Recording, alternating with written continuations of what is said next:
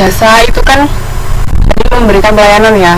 Nah, otomatis kan ada seseorang yang memberikan pelayanan, ya nggak? Nah, yang memberikan pelayanan itu kan biasanya karyawan.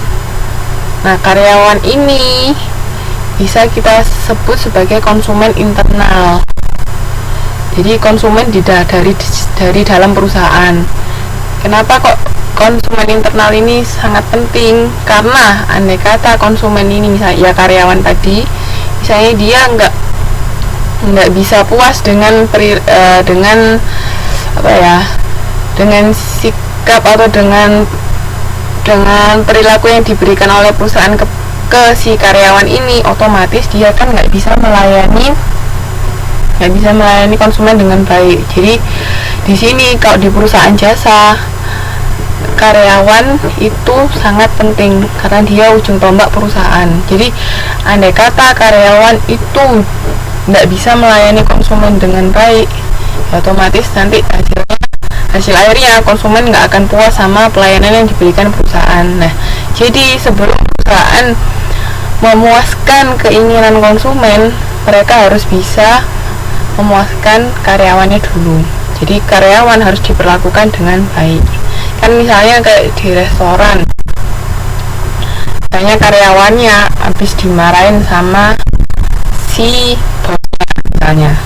Nah, orang kalau habis dimarahin rata-rata habis, nggak usah orang deh, mbak-mbak sama mas-mas kalau habis dimarahin bos biasanya istilahnya sumpek nggak?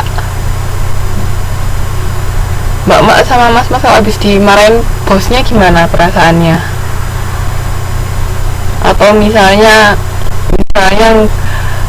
nggak salah tapi disalahkan, atau ada bosnya itu gampang marah tanpa sebab yang jelas, kira-kira gimana?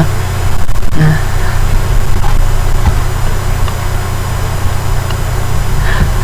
dan rata-rata kan pasti negatif toh. Nah, kalau karyawannya sudah memiliki bad mood, sudah nggak pengen apa-ngapain, rasanya jengkel, mangkel lah, gimana mereka bisa melayani konsumen dengan baik, ya kan? Makanya di sini karyawan sangat penting kalau di perusahaan jasa. Oke. Yang mau ditanyakan nggak sampai sini?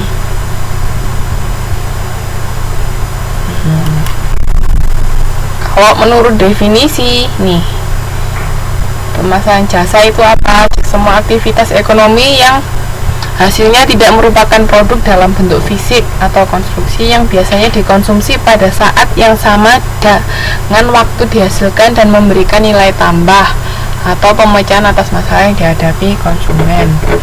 Nah, itu bedanya. Nah, di jasa ini ada karakteristik khusus yang nggak dimiliki oleh perusahaan manufaktur, dan ini harus diingat-ingat ya, pasti keluar di ujian nanti soalnya. Kira-kira ada yang tahu nggak karakteristik jasa itu apa aja?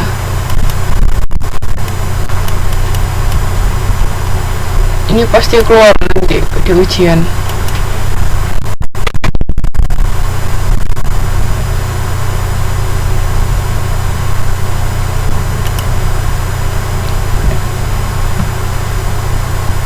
Terus apalagi tidak dapat dilihat, intangibility.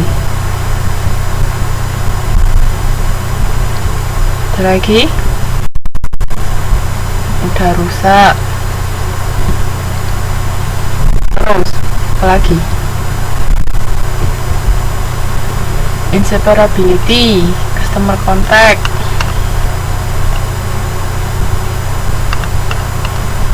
Dia mau jawab lagi?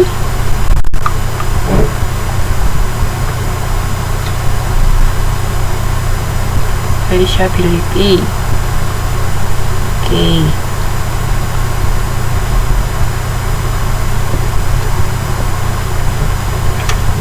Client based relationship. Oke.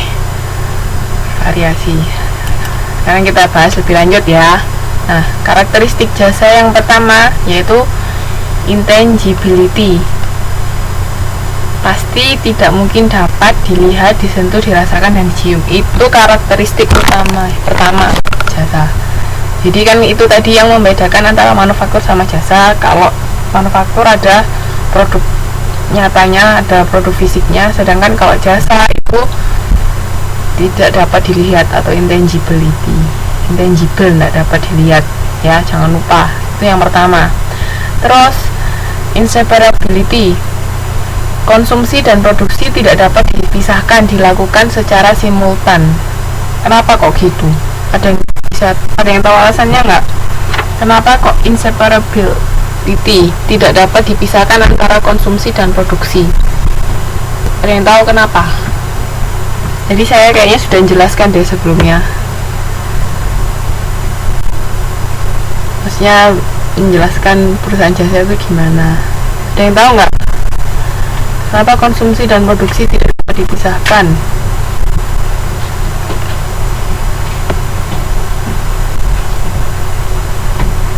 Yang lain?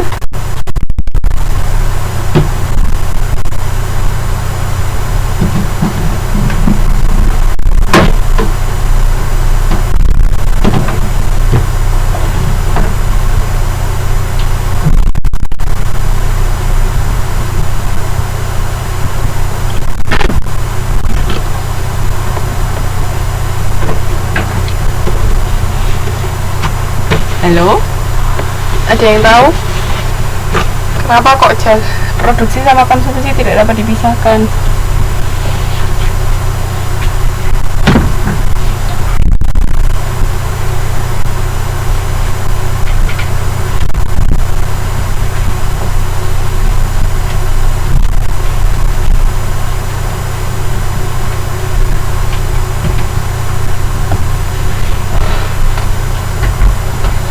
Udah, nggak ada yang mau jawab lagi?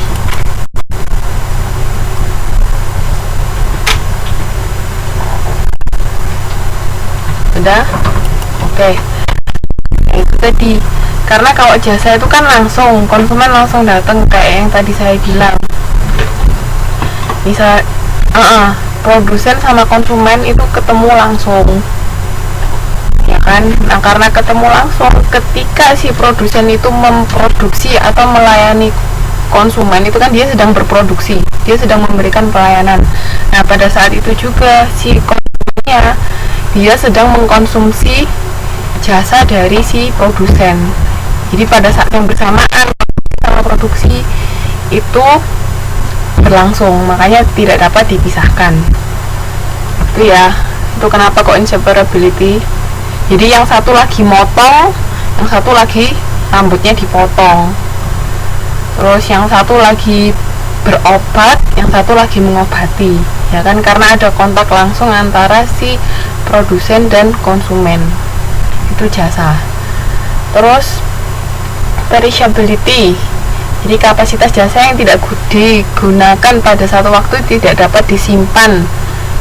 Jadi nggak bisa disimpan, jadi hangus pada saat itu juga kalau misalnya nggak kepake.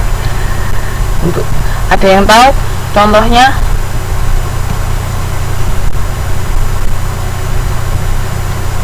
Ada yang tahu contohnya nggak?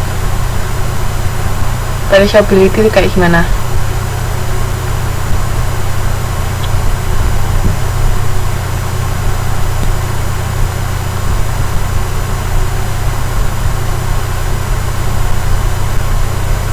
Halo?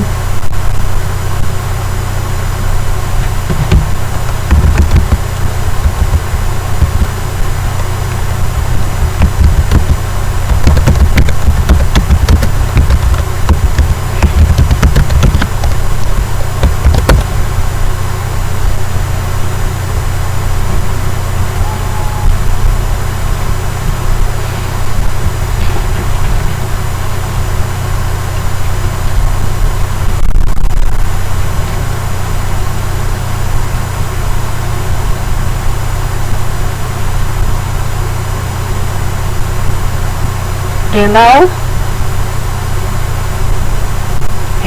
Perishability salah tuh.